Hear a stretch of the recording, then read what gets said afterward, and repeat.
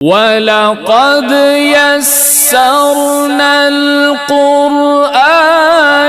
لِلذِّكْرِ فَهَلْ مِن مُّدَّكِرٍ وَإِذْ قَالَ مُوسَىٰ لِقَوْمِهِ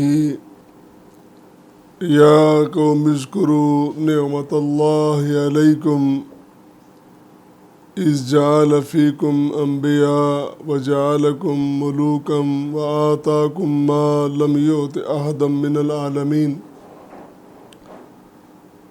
صدق اللہ العظیم وصدق نبیہ الکریم۔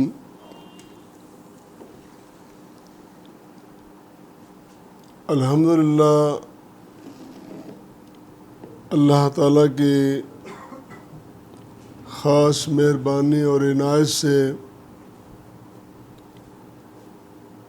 یہ سلسلہ افہام و تفہیم قرآن جاری ہے۔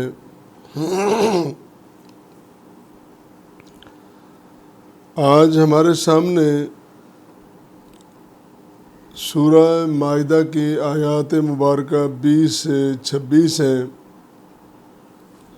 جن میں سے آیت مبارکہ نمبر 20 میں نے آپ کے سامنے تلاوت کی ہے۔ ارشاد باری تعالیٰ ہے، اور یاد کرو اس وقت کو جب موسیٰ علیہ السلام نے اپنی قوم سے کہا، اے قوم یاد کرو اللہ کی نعمت کو جو تم پر نازل کی گئی، تمہیں عطا کی گئی۔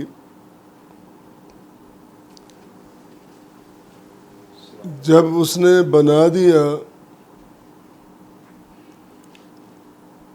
تم میں سے انبیاء کو اور بادشاہوں کو، اور وہ کچھ تمہیں عطا کر دیا جو کسی اور کو جہانوں میں نہیں ملا ہے۔ گزشتہ آیات میں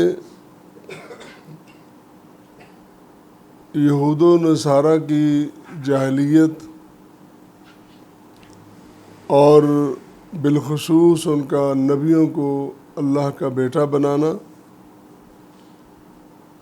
اور پھر نبی کریم صلی اللہ علیہ وسلم کی طویل عرصے بعد، حضرت عیسیٰ علیہ السلام کے بعد طویل عرصے بعد بعثت کا ہونا اور لوگوں کے عقائد کو درست کرنا۔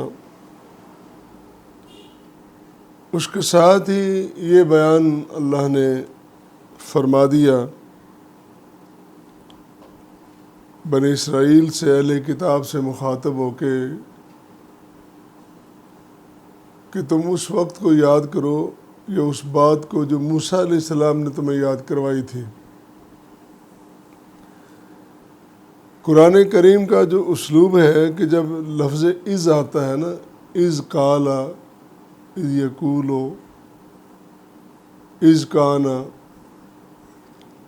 تو اس کا معنی یہ ہوتا ہے، اس سے پہلے ایک لفظ اذکرو، یاد کرو اس وقت کو جب یہ معاملہ ہوا، جب یہ واقعہ ہوا۔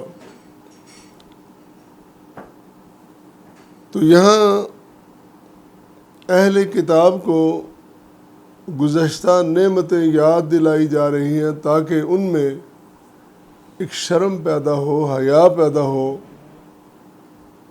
اسلام کو سمجھنے میں، قرآن کی بات سمجھنے میں، رسول کریم صلی اللہ علیہ وسلم کی بات سمجھنے میں ان کی توجہ ہو، اس لیے ان کو یاد دلایا جا رہا ہے۔ اور پھر یاد دلائی ہیں 3 باتیں خاص کر۔ ایک بات کہ اللہ تعالیٰ نے تمہاری قوم میں سے انبیاء مبعوث فرمائے۔ بنی اسرائیل، حضرت یعقوب علیہ السلام سے یہ سلسلہ شروع ہوتا ہے۔ اسرائیل دوسرا نام ہے حضرت یعقوب کا۔ تو بنی اسرائیل کی اولاد یعنی یعقوب علیہ السلام کی اولاد سے یہ سلسلہ شروع ہوتا ہے۔ اور یعقوب اسحاق کے بیٹے ہیں، اور اسحاق ابراہیم علیہ السلام کے بیٹے ہیں، اور ابراہیم علیہ السلام کے 2 بیٹے ہیں، اسماعیل علیہ السلام اور اسحاق علیہ السلام۔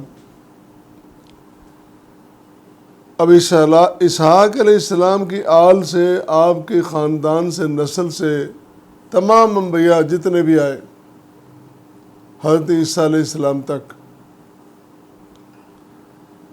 لیکن اسماعیل علیہ السلام کی آل سے، اولاد سے صرف ایک نبی آئے، اور وہ آخری نبی جناب سیدنا محمد مصطفیٰ صلی اللہ علیہ وسلم۔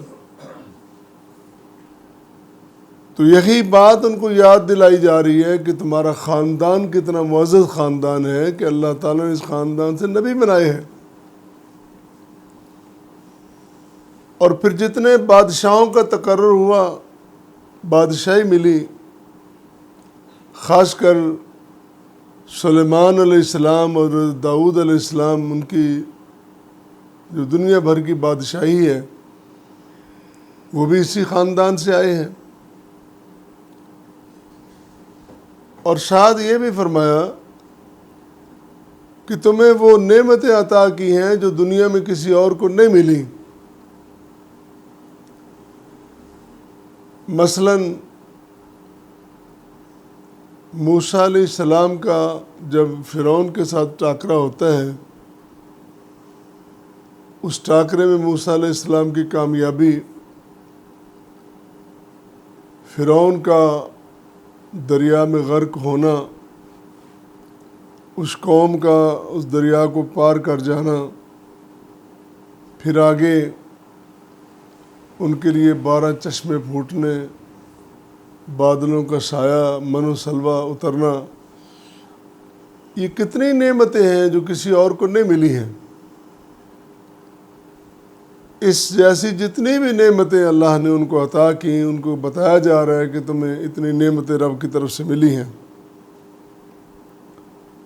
اور تم ہو کہ کوئی بات ماننے کے لیے تیار ہی نہیں ہو۔ بادشاہ کا ذکر کرتے ہوئے اس ضمن میں مفسرین نے یہ بھی لکھا ہے کہ یہ بھی بادشاہی ہے کہ انسان کے پاس اپنا گھر ہو، اپنی سواری ہو، اپنا خادم ہو، تو اس کو بادشاہی کہا گیا ہے۔ گھر ہو، بیوی ہو، خادم ہو اور سواری بھی ہو۔ تو یہ جو خادموں کا اور نوکروں کا سلسلہ یہ بھی بنی اسرائیل سے شروع ہوا، پہلے نہیں تھا۔ مصر کے جو واقعات ہیں بعد کے یوسف علیہ السلام کے دور کے، تو وہ پھر سلسلہ آگے بڑھتا چلا جاتا ہے۔ آج بھی اگر کوئی ایسا خوشحال بندہ ہے کہ جس کے پاس یہ سہولتیں اس کو میسر ہیں، تو اس کی اپنی چھوٹی سی اسٹیٹ، اپنی بادشاہی ہے۔ لیکن بہرحال یہ جو سلسلہ چلا ہے، قرآن کریم میں ایک واقعہ ذکر ہوتا ہے طالوت اور جالوت کا۔ تو طالوت کا جو تقرر ہوا تھا، اس پر لوگوں کو حیرانی زیادہ اسی بات کی تھی، اور ان کا اعتراض بھی یہی تھا کہ جن خاندانوں میں سے 2 لڑیاں ہیں، ایک لڑی سے نبی آ رہے ہیں، دوسری لڑی سے بادشاہ آ رہے ہیں، تو طالوت کا ان دونوں آلوں سے، ان خاندانوں سے، ان لڑیوں سے تعلق نہیں تھا، لہذا انہوں نے بڑا اعتراض کیا۔ اعتراض تو ہر نبی پہ، ہر بڑے شخص پہ ہوتے رہے ہیں، تو بہرحال ان کا یہ اعتراض رہا اور کیا گیا۔ ان کے جواب میں، اشرافیہ کے اس اعتراض کے جواب میں اللہ تعالیٰ نے پھر کہا کہ میں نے جس بندے کا تقرر کیا ہے، بسطتاً فی العلم والجسم، وہ جسمانی طور پر اور اپنے فیلڈ کے اعتبار سے پوری مہارت اور پوری تقویت اور طاقت رکھتا ہے۔ جسمانی طور پر بھی مضبوط ہے، اور اپنے فیلڈ کو اور فن کو بھی جانتا ہے۔ یہاں علم سے مراد دینی شرعی علم کی بجائے وہ ان کا جو فنی علم ہے اپنے فیلڈ کے بارے میں، اللہ تعالیٰ نے اس کو اتنا علم، اتنی مہارت عطا کی ہے۔ اور پھر جب انہوں نے میدان میں اپنی کارکردگی دکھائی، پھر لوگوں کو یہ پتہ بھی چلا اور یقین بھی ہوا کہ واقعتاً اللہ تعالیٰ کی طرف سے جو اعلان کیا گیا ہے یا جو بتایا گیا ہے وہ اپنی طور پر بڑا صحیح اور درست ہے۔